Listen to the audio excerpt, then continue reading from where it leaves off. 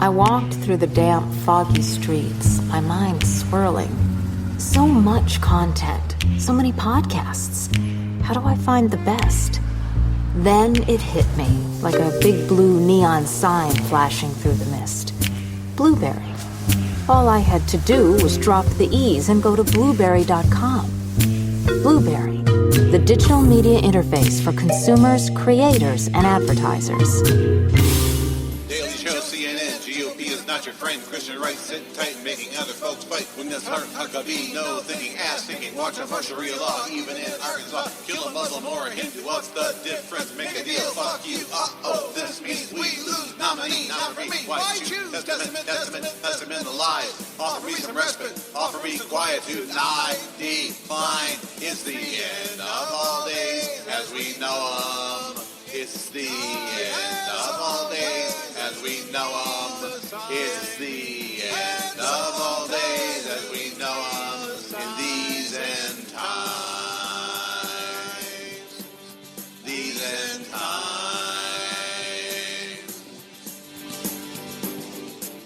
Coming up next on most of these stations, the Bloggy Tone Newsreel. But first, have you seen the little hoggies crawling in the slime? Sad for all the little hoggies running out of time. Paying for your crime can lead to butt hurt.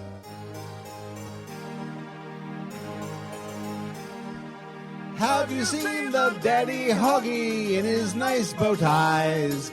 You will find that Daddy Hoggy's running out of lies, nearing his demise in profound butt hurt.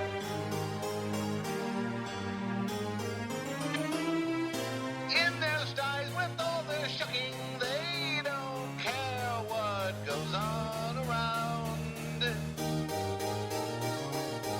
With their lies, you see them sucking what they've got's a damn good fucking.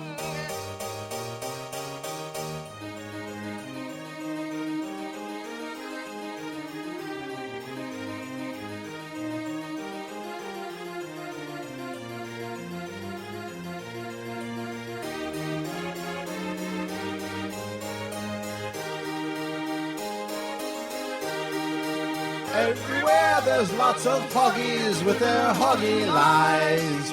Even Hoggy's giant boy child with his chafing eyes, hoping Daddy dies while he has money.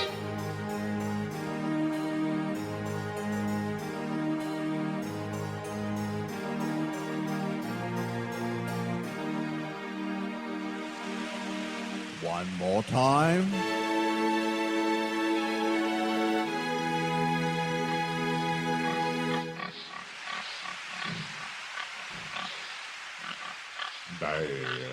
Daddy, they did a song about us. Be quiet, you fool! Ow. The Bloggy Tone Newsreel for April 17th, 2015. Spanning the globe to bring you the latest in news, opinion, and interesting featurettes.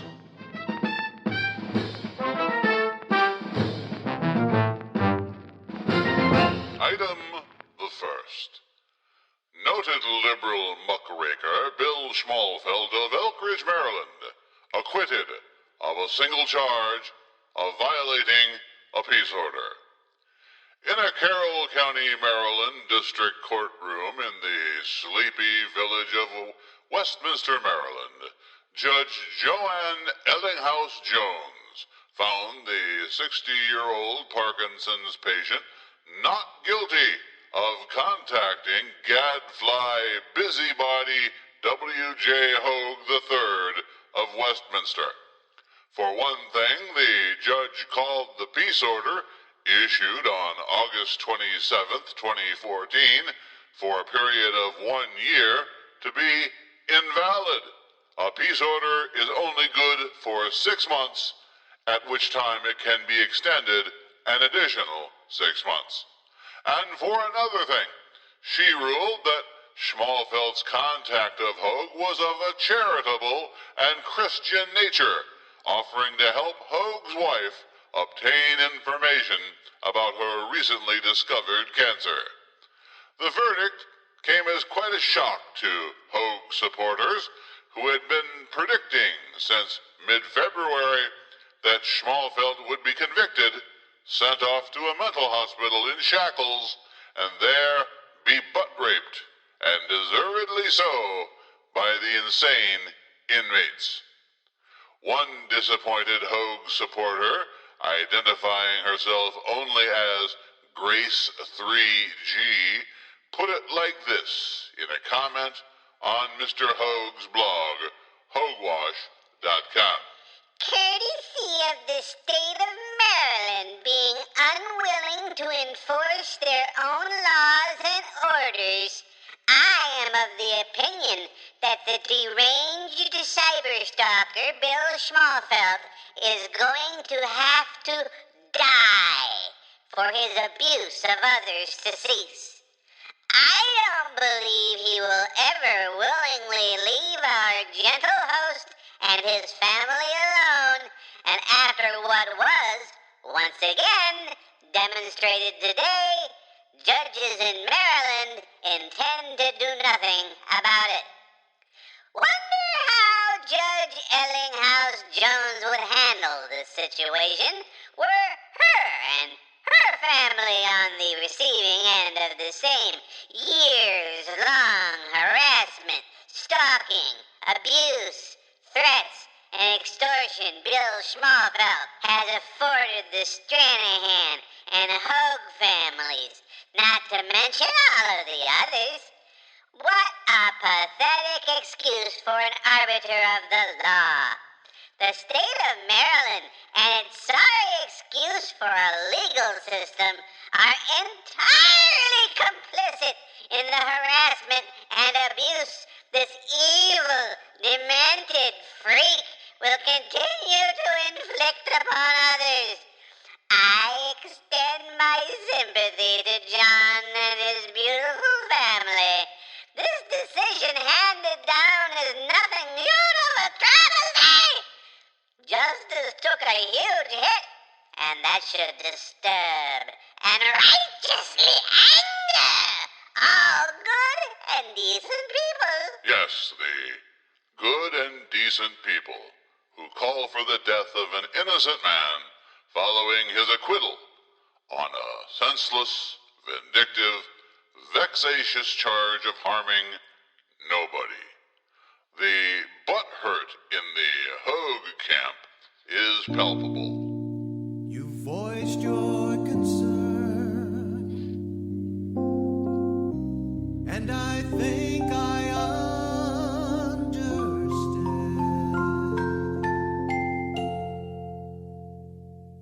Oh yes, your butt hurt. You're really butt hurt. A little butt hurt, like a little baby with diaper rash. You kick and cry and scream because your butt hurt. You're truly butt hurt.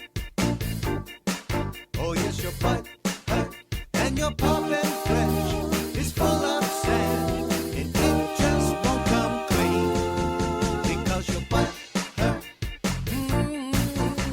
Remember the old saying that the critics are the ones who cannot do. They get so tired of losing that they have to hate the winners, and then they're full of butt hurt, just like you. Well, your butt hurt. Oh man, you're really butt hurt. It's epic butt hurt, and no matter how much cream you use, your rear end always stains. Oh yeah, your butt hurt. Oh, it's epic butt hurt. Oh yeah, you're truly butt hurt. Ooh, butt hurt. Ooh, butt hurt. Oh yeah, you're really butt hurt. Oh yeah, you're really butt hurt. Oh, you're butt. The music of David Watkins from his album the Steubenville rape case, a musical of madness, the song called Your Butthurt. So then one could rightfully ask, how did this whole situation involving Mr. Schmalfeldt and Mr. Hoge ever get started? We go back in time to a press conference in 2014. Mr. District Attorney, champion of the people, defender of truth, guardian of our fundamental rights to life, liberty, and the pursuit of happiness.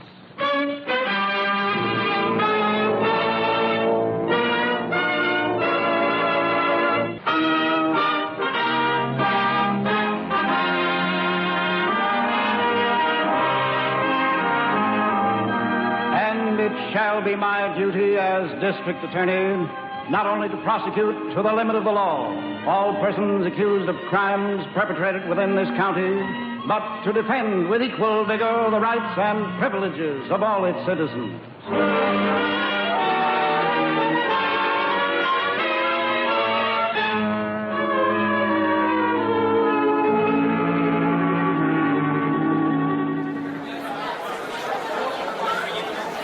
Ladies and gentlemen of the press, thank you for attending this press conference on such short notice.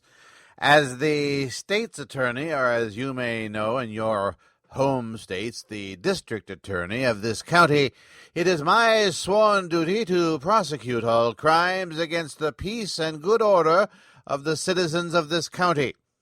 And I'm pleased to announce that today we have arrested and formally charged a man with the largest combined number of criminal violations in the history of this county. His name is William M. Schmalfeldt, and he's from Elkridge, Maryland. And we are going to prosecute him for 353 individual misdemeanor charges. You heard me correctly. 353 individual misdemeanor charges. If he's convicted on all counts, the man faces over 300 years in jail and about $900,000 in fines. What were the charges? Well, two are harassment-related.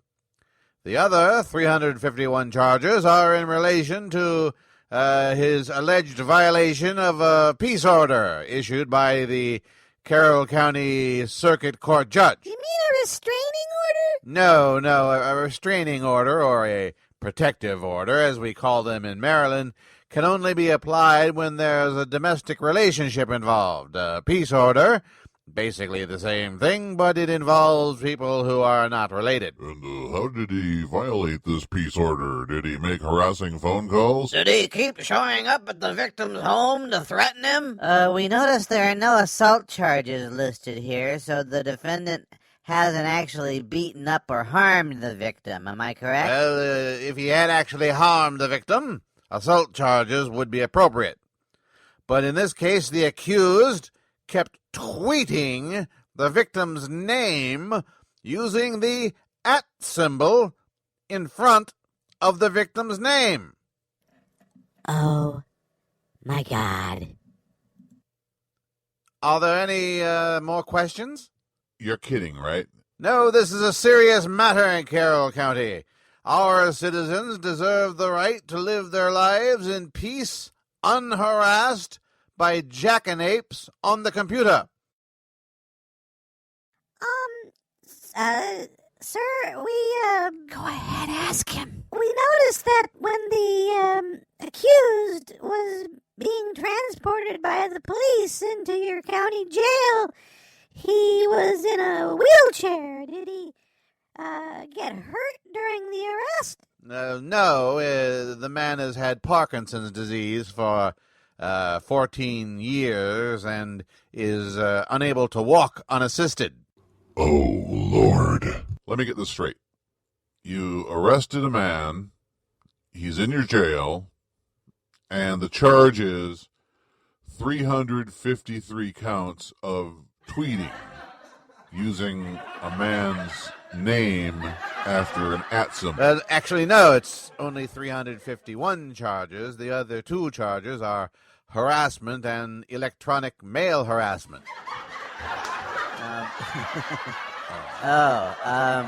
Sir? Yes, you in the back. Is this an appropriate use of the taxpayers' money? As I said at the outset, my duty, my sworn duty, is to prosecute all crimes against the peace and good order of the citizens of this county. Yes, but the man was sitting hunched forward in a wheelchair. Do you really believe this man posed any actual physical threat to the victim? Well, he did check the box in the complaint form stating that, under oath, mind you, stating that he believed this Schmalfeldt individual presented him with a serious threat of imminent bodily harm or death. What was he gonna do? Roll his wheelchair over his foot? Under oath, I must have told him the truth. Why lie about Now, feeling threatened by a man who can attitude that barely you're lift his taking arm? is inappropriate for the gravity of this situation. We have 353 individual misdemeanor charges against this man. Yeah, for using Twitter.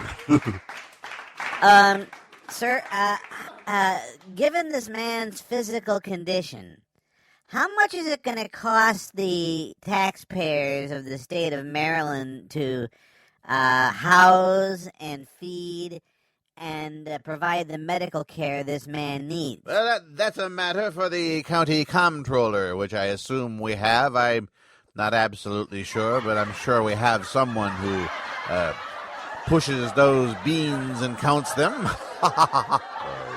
Okay, I'm going to ask the obvious question here, sir. What danger did this man actually pose to the victim? Is the victim a little old lady or something? Why, no, the victim is, well, I can't identify him, but he's a 66-year-old man in relatively good health who uses the computer quite vigorously on his own. Has the victim been involved in what folks call a flame war on Twitter with the accused? Yes, as a matter of fact, it goes all the way back to October of 2012 when the victim first referred to the accused as some clown named Bill Schmalfeldt. So the victim actually started the flame war. Well, in a manner of speaking, I suppose, but the victim did get a peace order against Mr. Schmalfeldt and ordered him to stop contacting him. He got that peace order on appeal, right? Yes, he did. After 2 district court judges told him that there was no clear and convincing evidence that a crime had been committed? Well, yes, that's the that's how I understand it. And when the peace order was awarded, did the victim did he stop contacting the accused as well? Well, the peace order is a one-way ticket, as you will. It means that the accused has to stop contacting the person who has filed and has been awarded the peace order. Yes, but did the victim live up to his part of this by not seeking any further contact with his alleged harasser?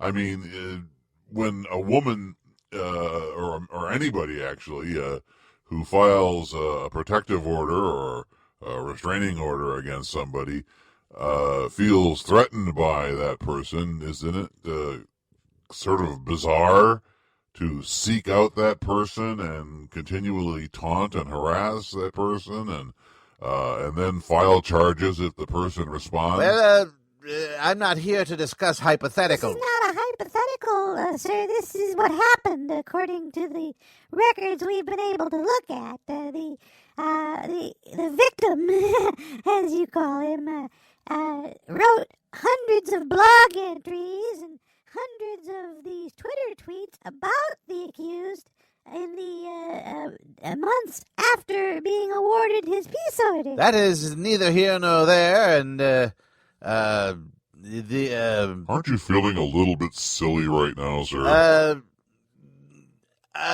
Wouldn't justice be served by just dropping these charges and not making us have to go back to our newsrooms and file reports about a district attorney or a state's attorney or whatever it is you call yourself, putting a nearly 60-year-old man disabled with Parkinson's disease in jail for the crime of tweeting?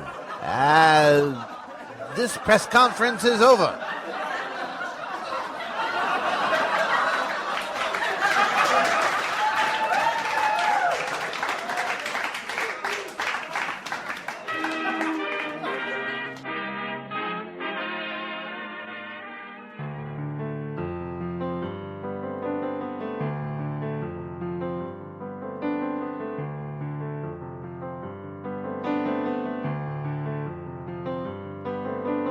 Butthurt everywhere. Butthurt, and I don't care. Butthurt isn't fair. I'm not supposed to see this, I'm not supposed to see that, but on the internet everybody's laughing at cats, and the difference is this: cats, they don't give a shit, but the humans do. Yeah, the humans do. And butthurt everywhere. Butthurt, it isn't fair. Butthurt, and I don't care. Grammar Nazis hard at work, watching Miley's ass twerk. Where did you learn to spell? The bullshit's starting to smell.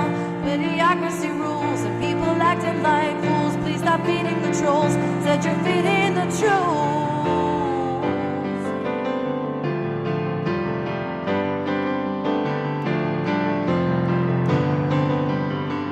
Butthurt everywhere. Butthurt, and I don't care. Butthurt, it isn't fair. You give the power to these words, it's putting glitter on the turds. I don't care if you call me a bitch, a slut, a whore, a faggot, cunt, or whatever. Float your boat, cause you know that we gotta take the power back.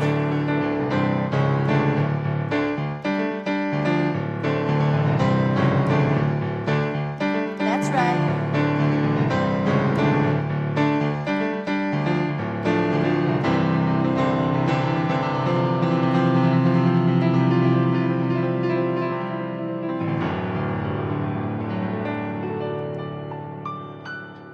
Lisa Hurt from her album One More Try. That was Butthurt. The Bloggy Tone Newsreel will continue after this brief timeout. Jim, get in here for a minute. Yeah, honey, what's the problem? Look at this bathroom floor. It's covered in pee.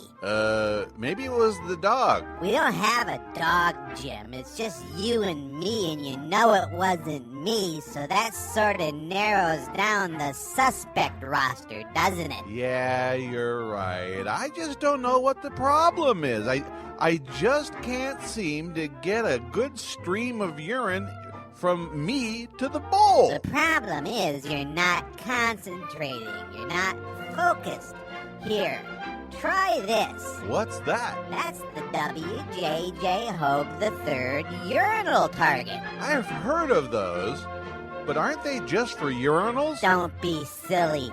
You can put this right on the back of the toilet and use him to calibrate your urine stream. That's right. Thanks to the scientists at the Liberal Grouch, we've developed this foolproof technique to help you calibrate your urine stream. With the W.J.J. Hoge III urinal target, you'll stop peeing all over the floor and make your wife a happy woman. Gee, look at that, honey. Right between the eyes. Good job, Jim. Now if we could just come up with some way to get you to remember to put the seat back down. It works in toilets, too.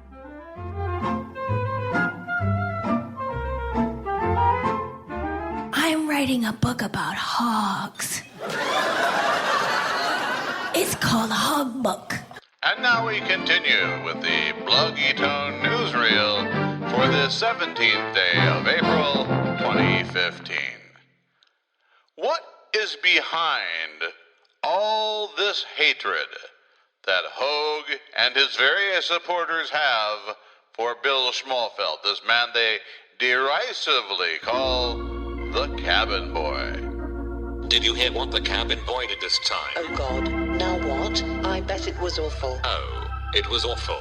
He's mocking a dead baby again. When is he not mocking a dead baby? But it's even more than that. What could be worse than mocking a dead baby? Somehow, he found out where the baby was buried. You're kidding me. He dug it up. OMG. Then, he went to the parents' house. All the way down in Texas? He had the baby in a box, wrapped like a Christmas present. Oh, the fiendish bastard. He did not. Yes, he did. Horrible. Just horrible. And then, when the parents unwrapped the box... I bet they were shocked and horrified at his monstrous deed, this monstrous cabin boy. And that's not all the monster did. What else did he do? He delivered a well-executed dropkick to the poor, grieving father. See?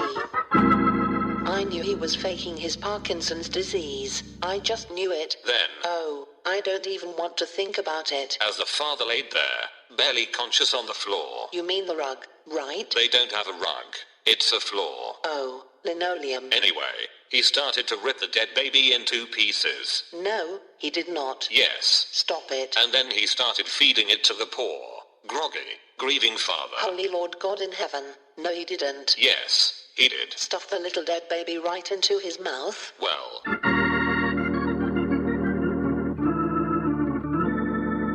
I heard he did. That sounds evil, even for the monstrous cabin boy who has been faking his Parkinson's disease. Did you read this on the dead baby's father's blog? Didn't he write a blog post about it? If he did, I don't remember hearing anything about it, until now. Oh, well, it sounds like something he'd do. Oh, without a doubt. The cabin boy is evil. Evil. Evil personified. So very evil. The most evil ever. Quite evil indeed. Indeed. I've never seen such evil. I never believed such evil was possible. He should go to jail. Most certainly should. Yes. Yes. Yes. Yes. Yes. Yes. Yes. Ditto. Ditto. Ditto. Ditto.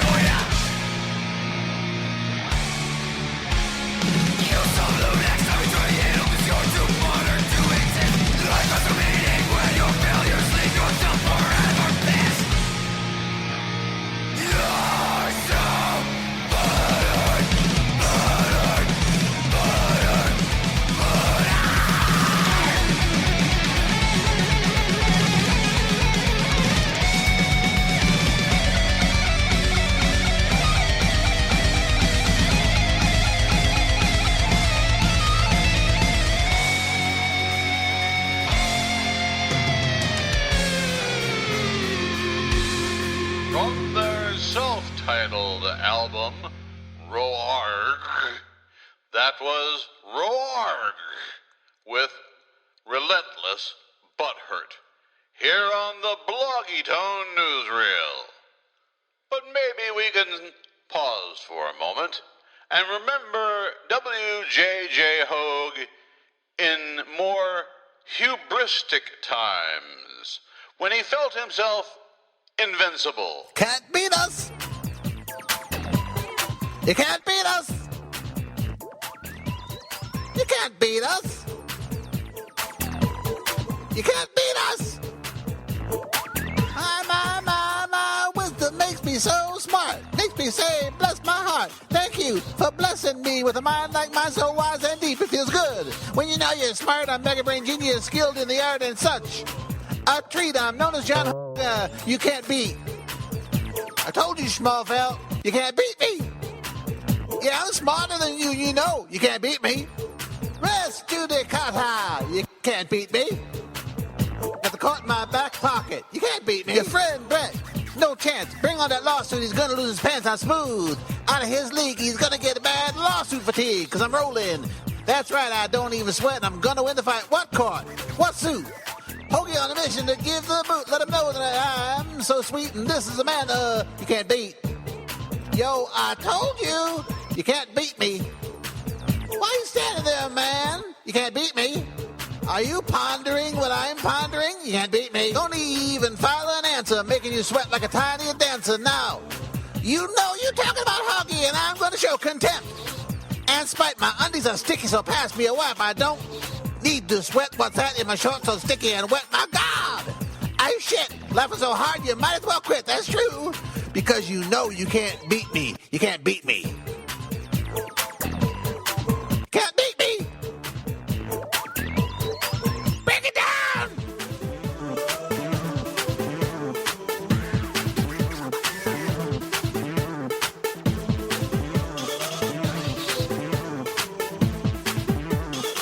Stop. Hoge time. Sniff up my funk. It is said if you're exposed to this, then you're probably dead, so stop. Don't file any briefs, because H-O-G-E spells relief. This is it. And for dinner, take me on. I know I'm the winner. You lose. My son, my monster, Piglet, your wife will hump. Hump, hump, hump. Gee, you can't beat me. Look, man, you can't beat me. You better get wise, Brett. You can't beat me. What's that smell? It's my beard. Flake it down. Actually, I was the first person to use Maryland's law prohibiting a convicted perjurer from offering testimony to stop the dread pro se Kimberlin from testifying. That disability has been on the books in Maryland for around 150 years. And when a local prosecutor pointed it out to me, I made sure my lawyer was aware. You can't beat me. You can't beat me. You can't beat me. Flake it down.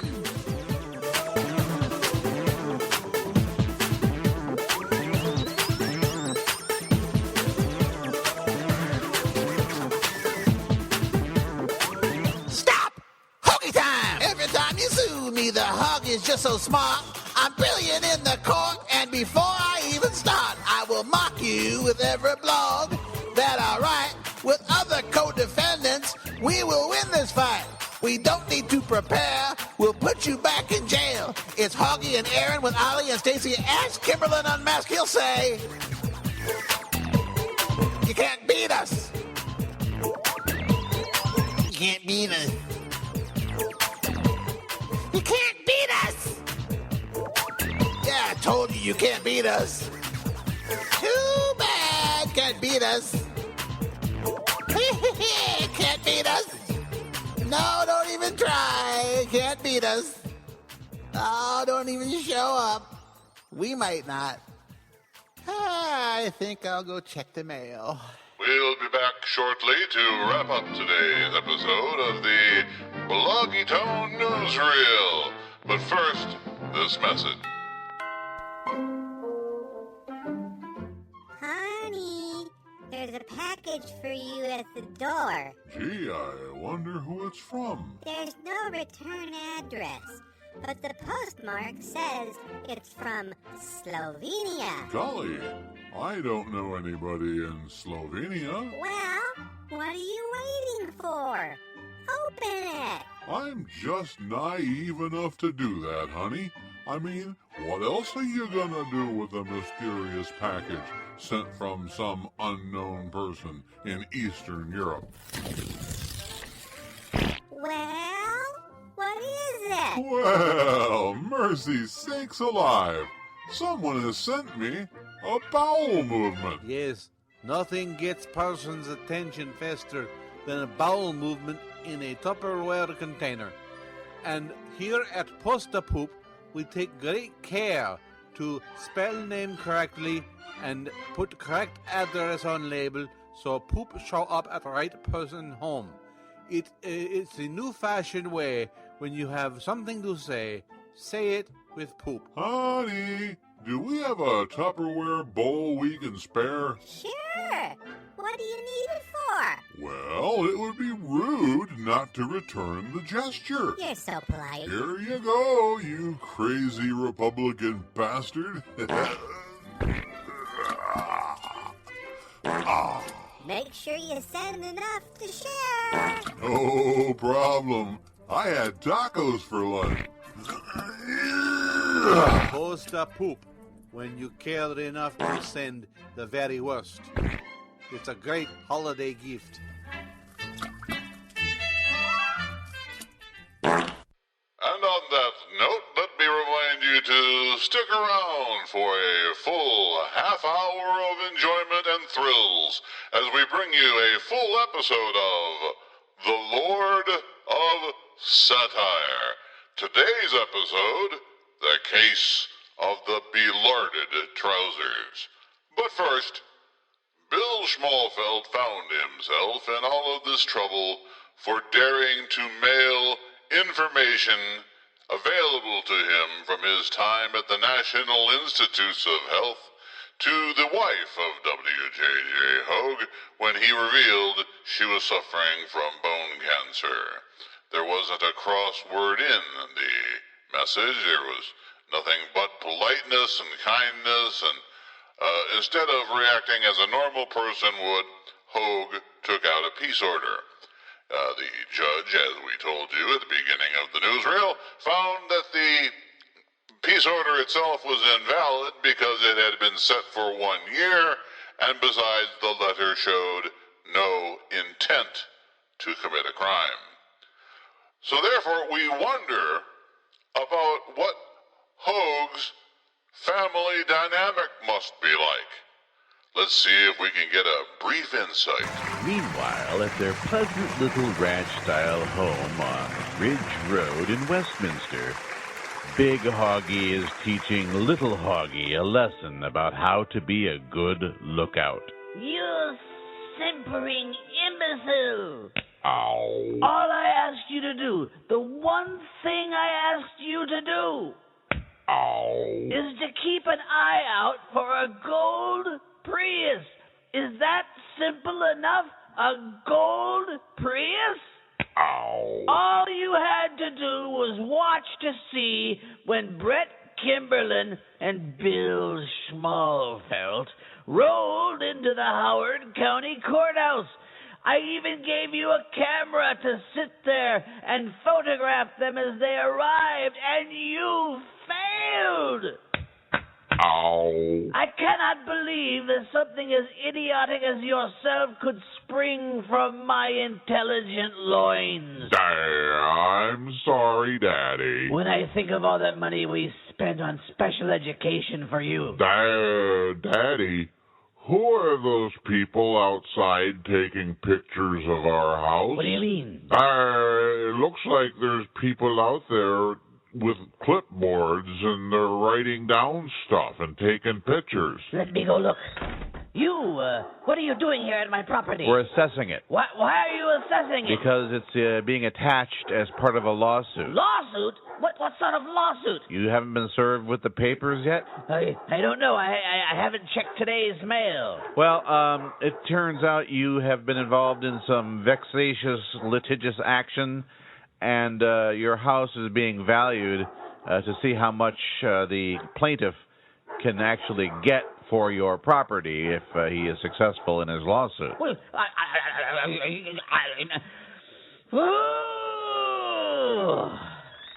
they're going to take our house from us because you are a simpering idiot. Ow. You were asked to do one thing, and that is to keep an eye out for a gold Prius. But, Daddy, I didn't see a gold... Ow. There must have been a gold Prius, and you must have missed it because Kimberlin and Schmalfeldt didn't just appear in a whiff of smoke. Ow. Do you think they just showed up by magic? Well, I did smell a whiff of what I thought was sulfur and brimstone. Ow. I am going to tell your mother that we're going to send you back to the hospital where we found you. It is clear you are no son of mine. Ow. And then I shall give your mother a lashing for having the temerity to have brought you into this world. Ow. Daddy, you ought to not talk bad about Mama. And why shouldn't I? She's my wife. She's my property. But she's my mama, and I love her. What's love got to do with it? Ow. You're making me mad, Daddy. Making you mad, am I? Well... Ow. I think that's about enough of that, Daddy. Why? What are you going to do about it, you idiot? Well, I think I could grab you by your collar and your belt loop like this. Wait a minute! Lift you over my head like this. Put me down! Put me down! And then kneel down on the ground like this, holding you up above my head. No! And then bring you down real sharp on the point of my knee in the small of your back, like this. Oh! Just like that, Daddy. I can't feel my legs. Oh! My pants! They're soiled. Yeah, looks like you peed yourself a little there, Daddy. That's not urine, you idiot. It's blood. You've ruptured my bladder by shattering my hip bone. Oh, the pain, the pain. I'll take care of it, Daddy. Mama, I think I broke Daddy. It's a new day. We have met the enemy, and he is ours. The world will know that free men stood against a tyrant, that few stood against many. They chose the battlefield. They did not predict the outcome. This is where we hold them. This is where we fight. The enemy underestimated my resolve. They thought that by attacking a feeble old man, a man who can barely walk, that I would not be able to withstand the onslaught, that I would not be able to take the pressure. They were wrong. Bury your breakfast and eat hearty. But tonight, we dine in hell! And now, having won one court victory after another, we go off defense. We switch to offense. Give them nothing, but take from them everything! These cowards, these felonious bastards, these lick-spittle lackeys of the far-right wing, they will learn.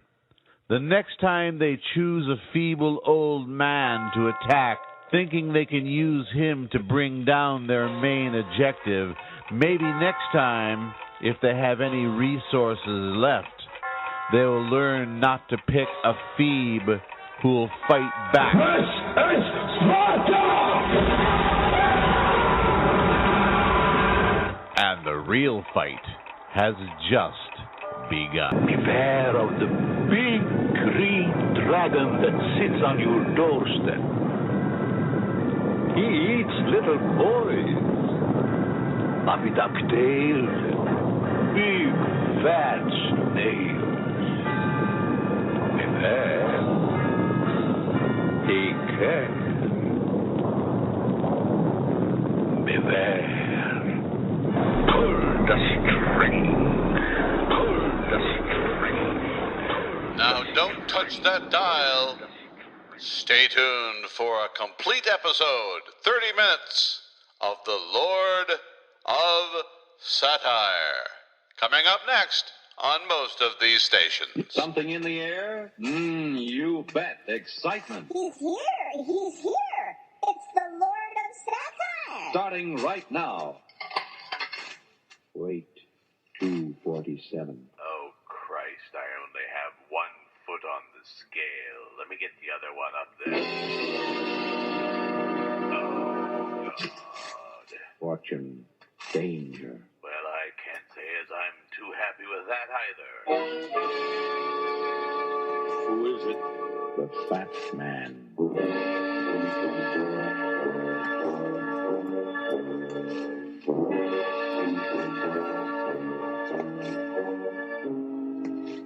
Yes!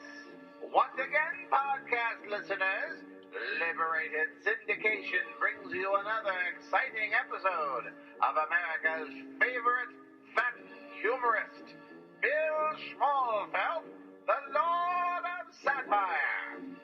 Hobbled by 13 years of Parkinson's disease, forced to retire from his cushy government job, Bill drips venom all over the microphone as he sneers at those in the right wing who require a good sneering. He mocks those who need mocking, and he delivers a good, sound spanking, the kind like Mother used to deliver, making the wingnuts go out into their own backyards and come back with their own switch with which to be whipped. And it better be a long, swishy one, or Mother will take you out there and make sure she gets the kind of switch that will teach you a lesson. But good. Now, sit back and relax for the next half hour or so and be amused by the progressive, liberal, social comedy of Bill Schmalfeldt, the Lord of Satire. I knew this was not going to be a typical week for me when I sat in my office chair that Monday morning and felt the warm squish of something soft and repulsive between my ample butt cheeks. Oh, God, not again. I just had this suit cleaned. I should be more careful about what I eat. Wait a minute. That's not me. Where was the smell? Where was the warmth? Where was that feeling I usually have when I feel something like that coming out of me? It was all absent. There was something queer going on. This is indeed very, very queer.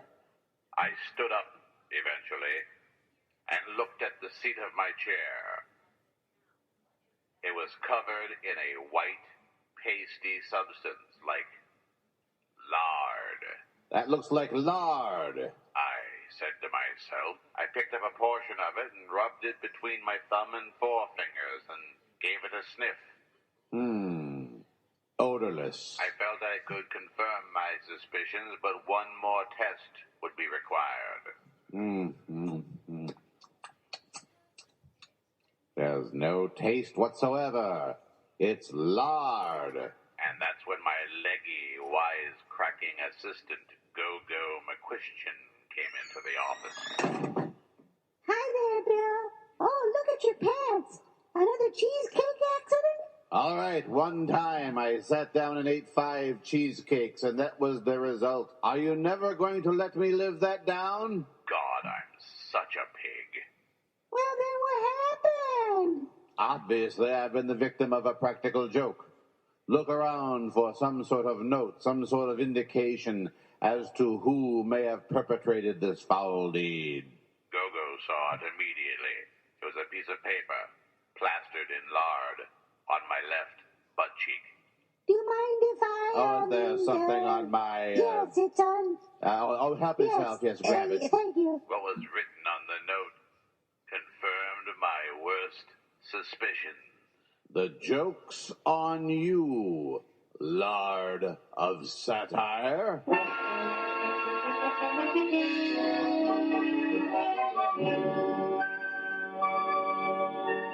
knew then and there who my nemesis was and how I'd be spending the next, let's say about 25 minutes of radio airtime.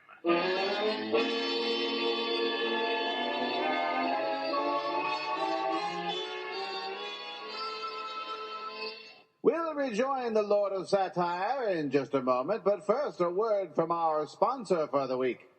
Say, moms and dads, Are you worried that your little patriot is being left out of all the fun? Does it seem like he or she could use a little more self-confidence in this day and age where bullies and minorities are picking on good kids like yours? Well, you need to build your child's confidence with one of these wonderful products from Yeehaw Guns, one of America's largest internet gun suppliers. Just look at this darling little single-shot chipmunk rifle. Your child will brim with confidence like the adorable star of that animated Chipmunk series when he's plinking tin cans, soda bottles, and minorities with the spiffy single-bolt action rifle. And it's only $199 at Yeehaw Guns. Online at yeehaw.com. And don't forget, every Friday is a Black Friday sale at Yeehaw Guns. 'Cause that's who you're gonna use them on, right? Yeehaw! Now back to the Lord of Satire.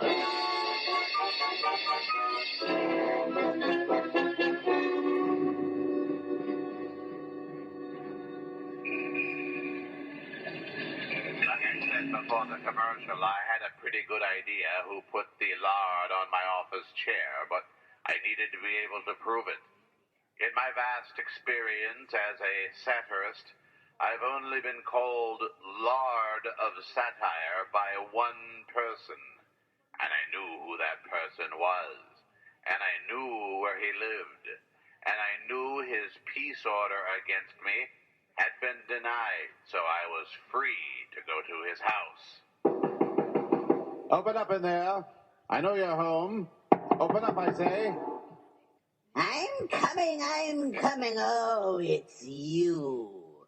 The loathsome Lord of Satire. You're too quick to give yourself away, Hoggy. Would it surprise you to know that, as usual, I have no idea what you're talking about? Don't get cute with me, Hoggy. Look at these pants. What do you make of that? Too much cheesecake again, William? I'm not playing around with you anymore, Hoggy. I'm going to ask questions and you're going to answer them, understand? Isn't that police brutality? It would be, if I was a policeman. Now talk. Why did you lard up my office chair? What was the point of larding up my pants like that?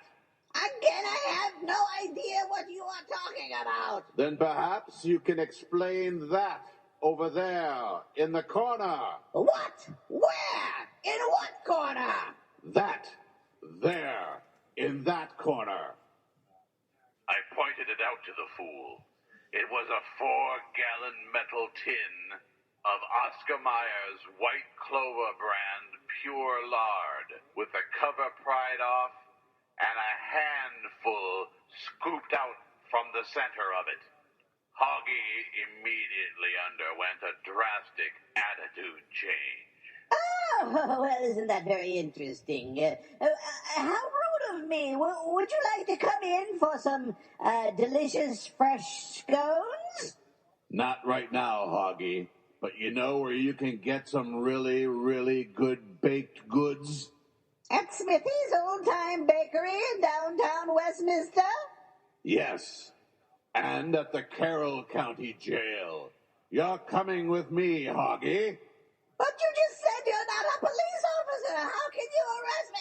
Wait a minute! Hey!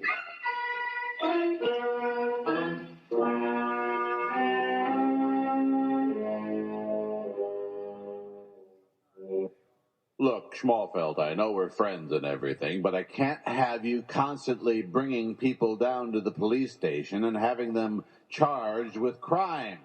I thought that was one of the more admirable quirks about Maryland law, Mr. State's Attorney, that any citizen could walk in off the street and file charges against someone, the way Hoggy has done to me on numerous occasions. Is that what this is all about to you, Schmalfeldt? Revenge? A little bit. But look at these pants. Another cheesecake-eating fiasco there, Schmalfeldt? See, that's what I thought, too. These people were never going to let me live that down. No, damn it. Somebody put a handful of lard in my chair this morning and left a note that said, "The joke's on you, lard of satire." And I only know one member of the blogosphere who uses that particular term to describe me, and that is him.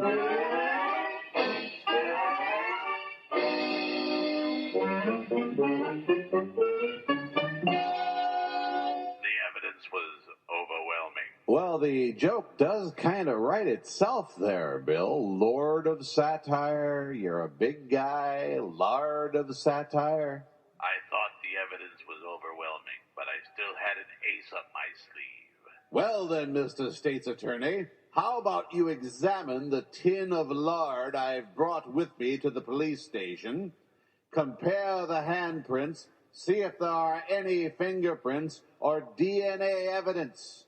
That should be enough to put this little right-wing pinhead into jail where he belongs. Ha! God, I'm so smart. That's a good idea, Schmalfeldt. We'll do that. But in the meantime, we don't have enough to hold him. Hoge, you're free to go.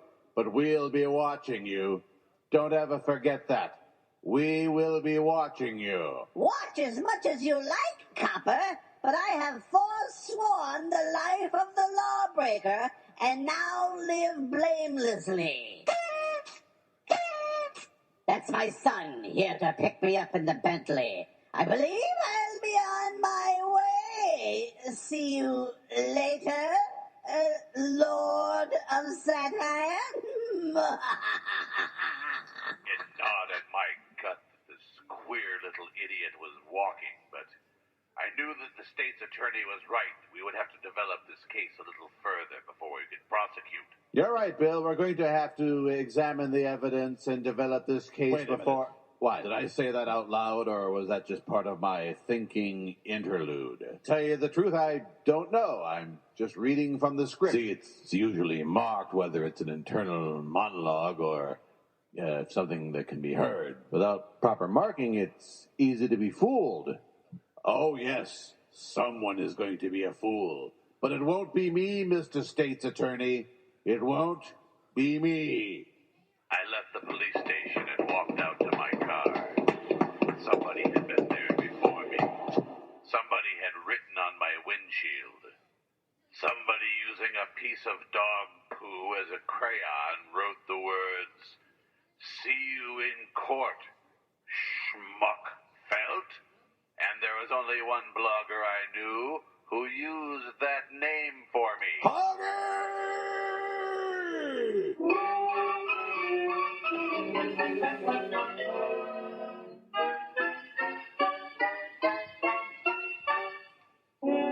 Gosh, this is certainly turning into a thrilling whodunit, isn't it?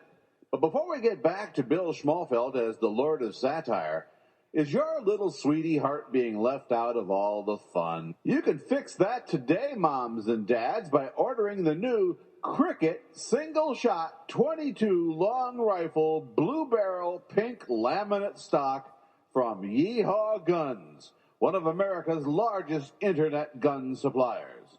The perfect thing to accessorize your darling little patriot daughter. And if she wants to put a Hello Kitty sticker on the stock, what's stopping her? Hello Kitty, bye-bye marauding Mexican. Imagine the confidence and empowerment she'll feel knowing she can shoot the eye out of a bad guy at 100 feet. And imagine how proud you'll be when she comes home with her first kill, be it a turkey or a rabbit or someone trying to sneak across the border into your backyard. And it's only $199 at Yeehaw Guns, online at yeehaw.com.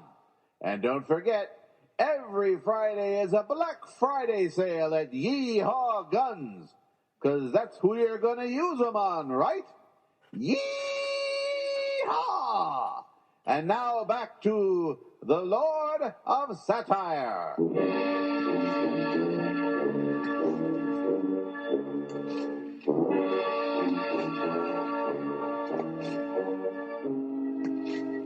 car wash cost me $7.50. I paid the extra $1 for the wax coating, even though it doesn't do any good. It just messes up the windshield, but I like the way the stuff smells, so sue me. Go-Go had a clean suit set out for me, and plenty of lip.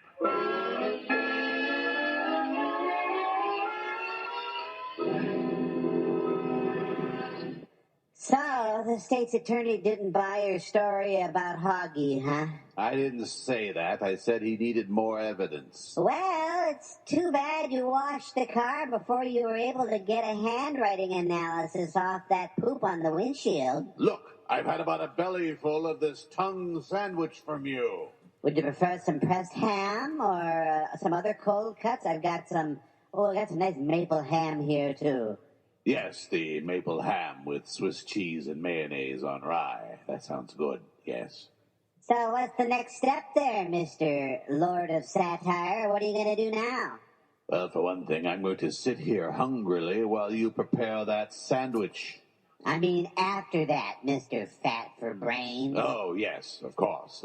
Well, to show you how much you know, Go-Go, I took a photograph of the windshield with my iPhone camera before taking it to the car wash.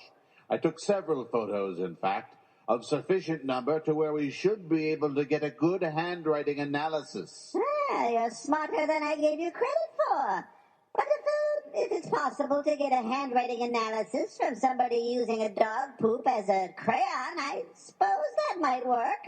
And with the DNA evidence and the fingerprint evidence that I expect to be gathered from the tub of lard that was conveniently sitting in the corner where I could see it at Hoge's house, we should be able to wrap up this case in about, I'm saying 12 minutes or so. You're very precise about these things, aren't you, Bill? Yes, I am. And it's a strength and a weakness. That just there. Were you thinking or talking? Does it really matter, Go-Go? Does it really matter?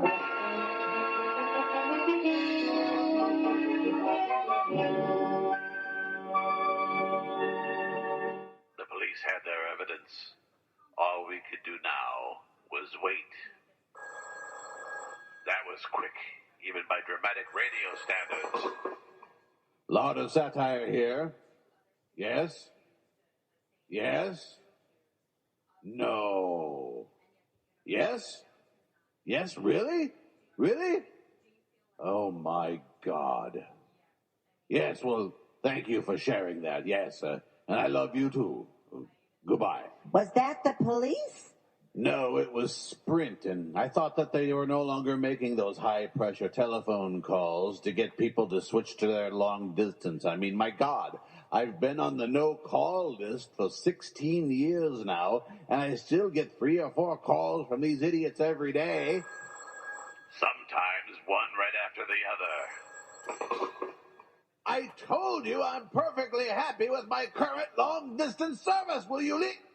Oh, hello, State's Attorney. You don't say. You don't say. You don't say. You don't say? Fine, I'll be right down. Now, Smarty Pants, that was the State's Attorney. Are they done with their evidence analysis? He didn't say, but he did say I should get down there as quickly as I can. God, that's a 45-minute drive from Elkridge to Carroll County. How come nothing interesting ever happens here?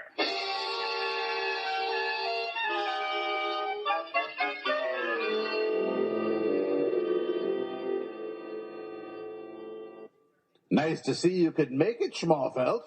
How was I to know that you'd have a spread of donuts for sharing? You'd think they'd let a guy know in advance, but public servants. Well, help yourself. The taxpayers have paid for them, so you may as well. God. Finally. Jesus, slow down there, Schmalfeldt. Don't you worry about me. I can clean out my own windpipe. And if I fail, Gogo has a very long tongue. So what's the news on the evidence? Well, it's a mixed bag, Schmalfeldt. The handwriting on the windshield is similar to that of Hoge, but there's no way to say for sure. And we were able to extract DNA and fingerprints from the tub of lard that you found at the Hoge residence. And it only gives us half the picture. Half the picture? What are you talking about? Go on, will you? Go on. Yes, go on. We have to be done in 8 minutes and 40 seconds. Well, the fingerprints in the lard were definitely not Hoge. Definitely not. Similar, but not his. But you said something about DNA. Yes, whoever scooped out that handful of lard to put in your chair drooled into the undisturbed portion of the lard in the tub, and we were able to make a partial match. A partial match? What are you talking about? Well, only half of the DNA was that of Hoge, and the other was of someone else. We don't know who. So tell me. Yes, tell me. Was it the mitochondrial DNA that matched Hoge? Say, you're a pretty smart cookie, aren't you, Schmalfeldt? I've seen every episode of Law and Order. Now, let's go to Hoge's house and make that arrest. I think that maybe the sitting in lard for as long as you did, Schmalfeldt, made you a little dum-dum in the cocoa. I said we do not have a complete match. No, not of Hoge, but we do have someone.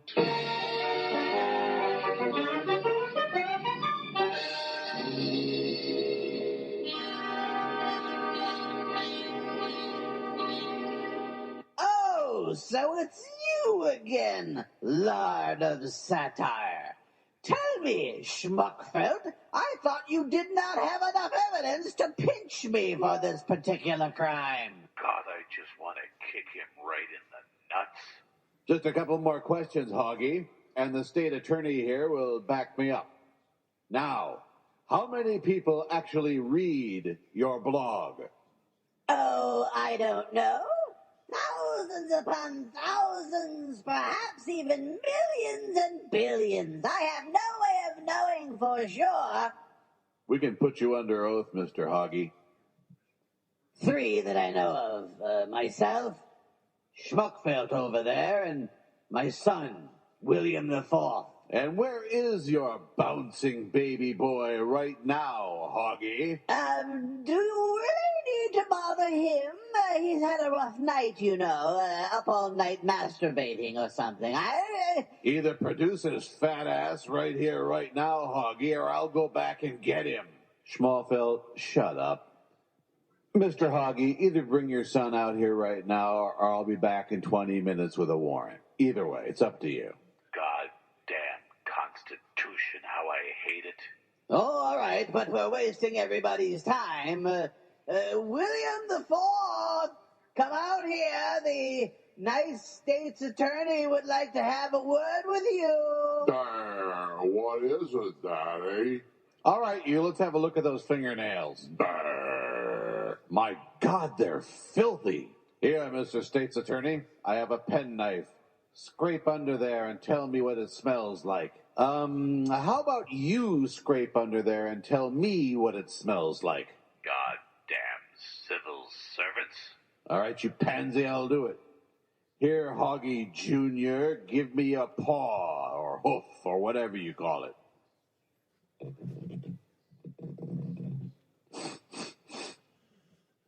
That smells just like dog poop.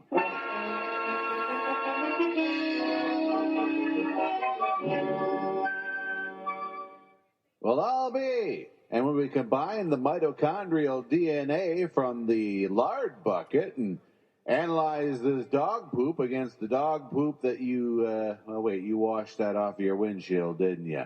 Well, the DNA's enough to pinch him. Especially since the Hoggies don't even own a dog.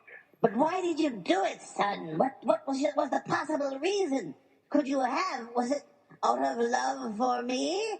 Out of protecting me? Out of defending me from the vile blogging and writings of this horrible man, the Lord of Satire, this Bill Schmalfeldt? Yeah, Hoggy Jr., tell your daddy why you really did it. I did it to get even with you, Daddy, because you're always pushing me around and slapping me and hitting me and calling me stupid. Yeah, I read your blog. I see what you call Mr. Schmalfeldt. I saw you call him Schmalfeldt and the Lord of Satire, and I used that to make the police think that it was you who was committing these horrible crimes all the time. And there you go, Mr. State's Attorney. Lock him up. Well, Bill, all we really have him for is vandalizing your windshield, and you've already washed away the evidence of that, and I imagine you've dry cleaned your suit by now, haven't you? I mean, we really have... Why don't we just all kind of walk away from this and pretend it never happened? Yes, what a splendid idea. Well, I tell you what, I'll pay for the car wash and for the dry cleaning, and we'll all just walk away from this sadder but wiser. What do you think, Schmalfeldt? I'm thinking it's well past my lunchtime, and I'm tired of hanging around in Westminster, Maryland with idiots. Never in my life have I wanted to kick a man in the testicles more than I did at that point. But that would be against the law.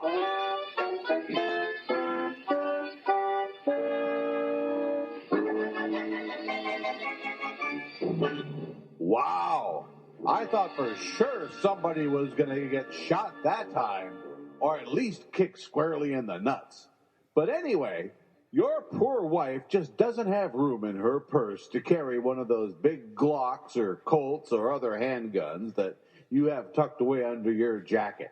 What she needs is the Beretta Nano from Yeehaw Guns, one of America's largest internet gun suppliers.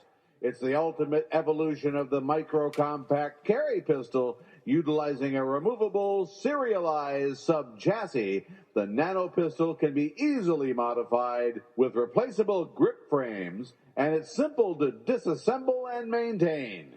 Ease of use and concealment were key drivers in the development of the Nano, and its extremely low-profile, snag-free design makes it easy to carry and draw from concealment.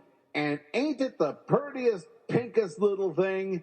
And deadly, ha-ha! Ask my wife, who single-handedly put down 3 illegal aliens in one parking lot when they harassed her at the 7-Eleven last year.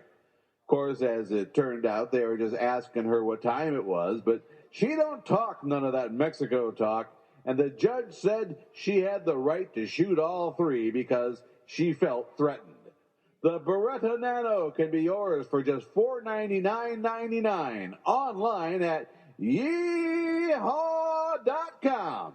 And don't forget, every Friday is a Black Friday sale at Yeehaw Guns, because that's who you're going to use them on, right? Now back to the Lord of Satire for some final thoughts on today's episode. Well,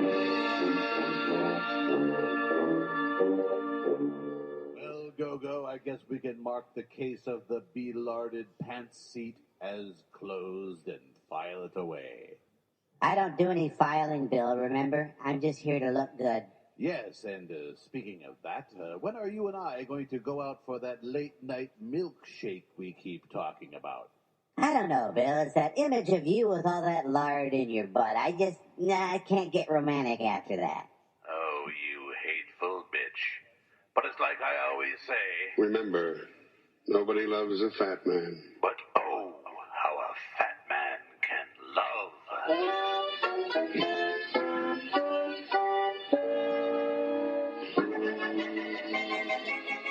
Daily Show, CNN, GOP is not your friend. Christian right, sitting tight and making other folks fight. When this heart Huckabee, no thinking, ass thinking, watch a for Sharia law, even in Arkansas. Kill a Muslim or a Hindu, what's the difference? Make a deal, fuck you. Uh-oh, this means we lose. Nominee, not for me. Why choose? Testament of lies. Offer me some respite, offer me quietude. I decline. It's the end of all days as we know them. It's the end of all days as we know them. It's the end of all days as we know them. In these end times. These end times. You've been listening to In These End Times, a copyrighted podcast by Bill Schmalfeldt and the End Times Tribune, 2015, all rights reserved. If you're listening on Spreaker.com, that's great. Keep doing it. If you're listening on Live 365, you're the sort of people we like. Become a VIP member and listen commercial-free.